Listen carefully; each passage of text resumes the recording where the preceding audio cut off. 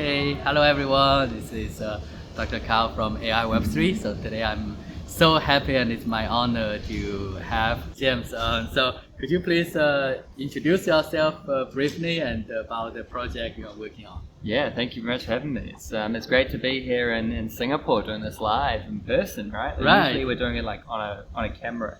Yes. And so it's good to be like face to face doing this. But Exactly. my name's James Bailey. I'm the co-founder and CEO of SubQuery Network. We are a data indexer in the Polkadot ecosystem as well as other ecosystems.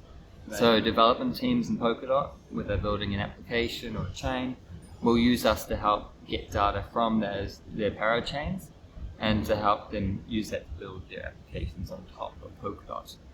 Nice. We've been in the space for a long time. We've been here since pretty much the start. Wow. And it's been great to be here. But yeah, we build data indexes. Essentially, it's a developer tool that helps developers build like really intuitive, easy to use applications in Polkadot and other ecosystems as well. That's wonderful. And where's your team based? So most of our team is we're actually based in Singapore. We have a development team in China, in Guangzhou.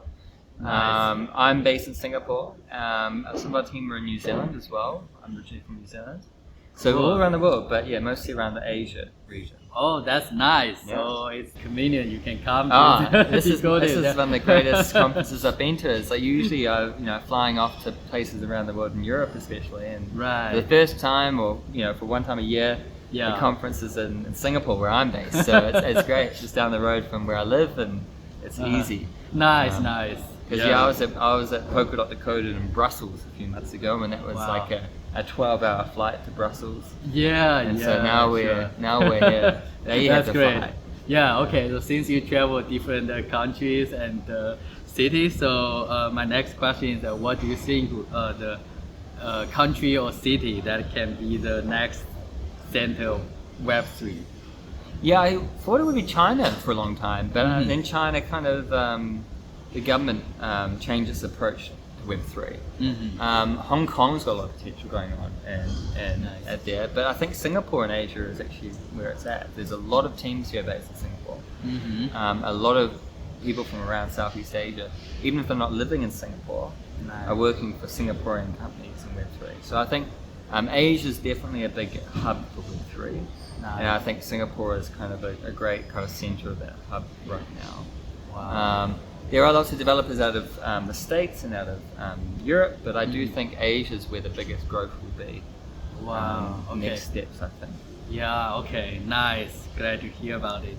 And so, if you have an opportunity to have a cup of coffee with a big guy in Web3, Yeah. who would be the guy?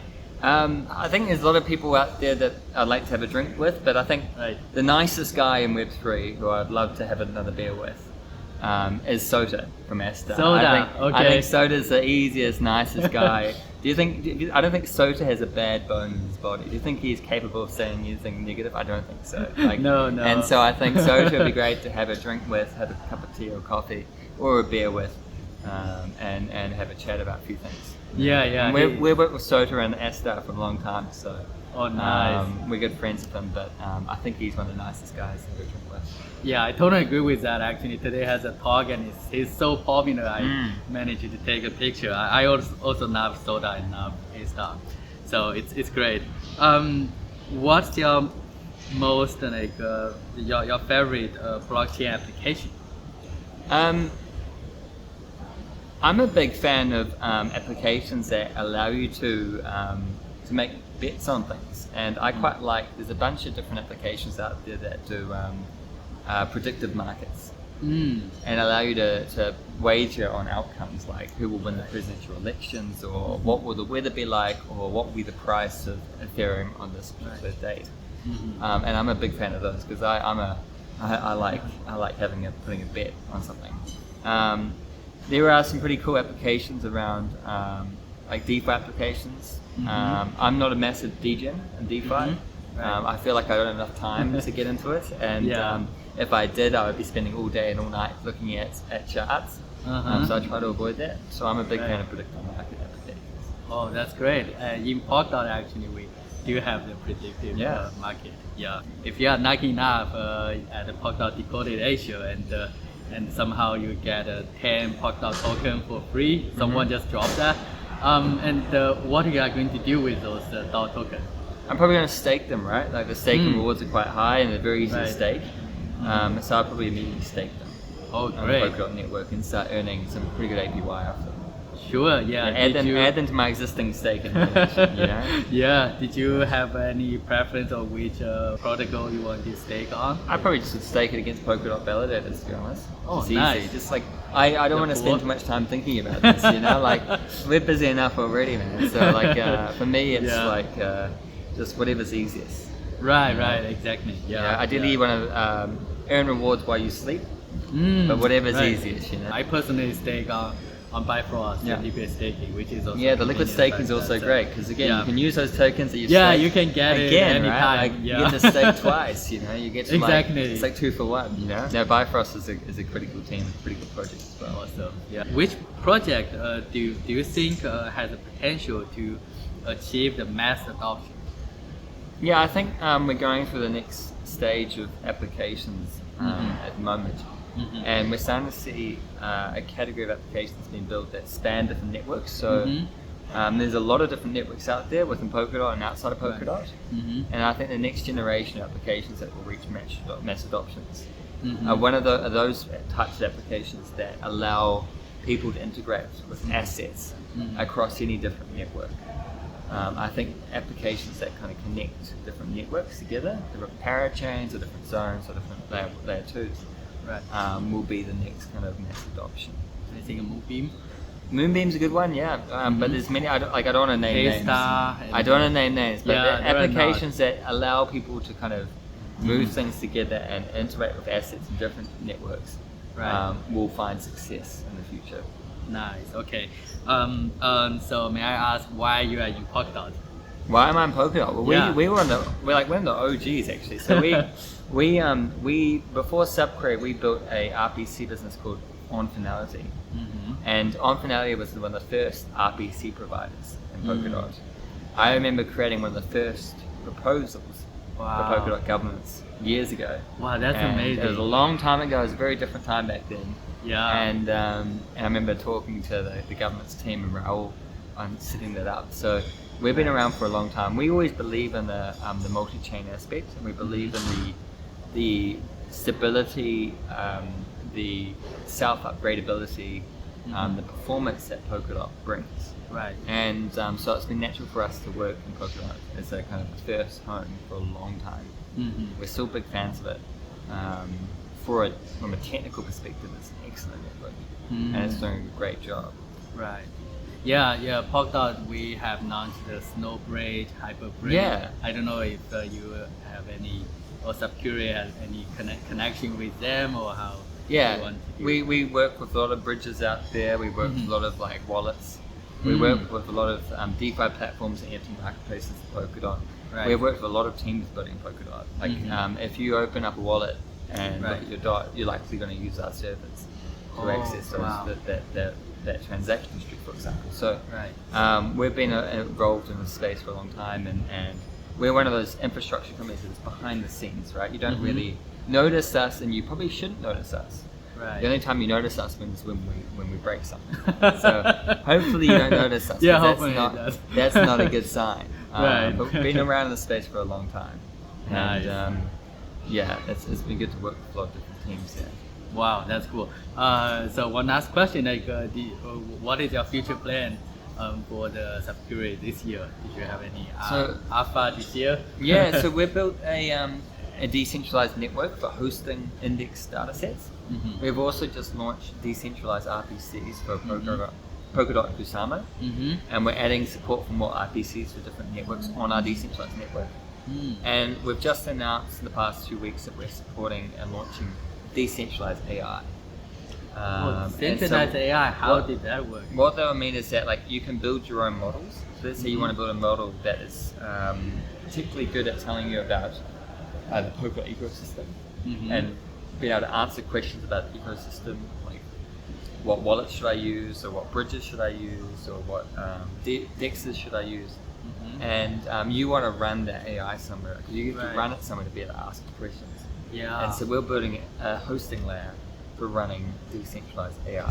So is that the AI model AI models- decentralized or The AI models will be able to run on decentralized networks, and Oh. we'll support the inference hosting of those models right? in a way that is trustless, Mm-hmm. is decentralized, but is performant, is reliable. So that's something we're working on now. Nice. It's an exciting That's great. space, and AI is moving so fast. And Yeah. it's so smart these days, right? Right. Yeah. That's been good to go through that process of how do we build a platform to run and scale decentralized Nice. AI. Is that going to be like for the normal user who can try, or they can train the AI model, or it's more like you have the AI model, but the user will just come Both. and use it? So one might be like you have an AI model like Llama's or Facebook's Llama Right, model, right. like an Yeah. open source model, Mm-hmm. and a user can just ask it more questions like Right. proofread this essay or Mm-hmm. Write a letter for this, right? Right. But I think a lot of the benefit is when there's custom models. Mm-hmm. So you might have fine-tuned or trained your model Exactly. on crypto slang Mhm. or crypto terminology, right? Yeah. And it will be able to answer those questions in the right terminology. So we're also going to support hosting of custom models. Where you've trained or fine-tuned your model in a Right. data set, and as long as you package it up in a standard format, Right. we will allow you to run it on our network and ask it and put prompts or questions and get Mhm. responses back. Wow, that's actually quite cool and amazing. Yeah. Yeah, and how did you handle because fine tuning may take a lot of computational Yeah. resource. So we're not handling. So we've made a conscious decision to Mhm. not work on the training side of it. Okay. We're only going to host, we're only going to work on the inference hosting. Okay. So training member is when you train the data set or you train Right. the AI with Mhm. everything. Mm-hmm. Inference is when you take a already trained model Right.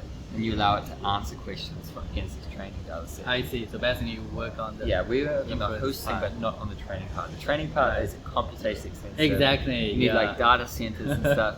We Right. don't want to run that. We don't want to do that. So we're going to allow other sure. people to do that. Yeah. And we focus on the inference hosting. Nice. So how did you have a plan and when this will be in public and how the users can have a try? They can. Yeah. Yeah. We have a demo live now on our website. Nice. So Okay. you can have a chat to a Llama model that's been briefly trained on some things. Nice. But we're working very quickly at the moment on a roadmap, which is to allow it to be more open. Okay. Open so that anyone can publish their own AI model, or Wow. anyone can build apps on top of those AI Right. models.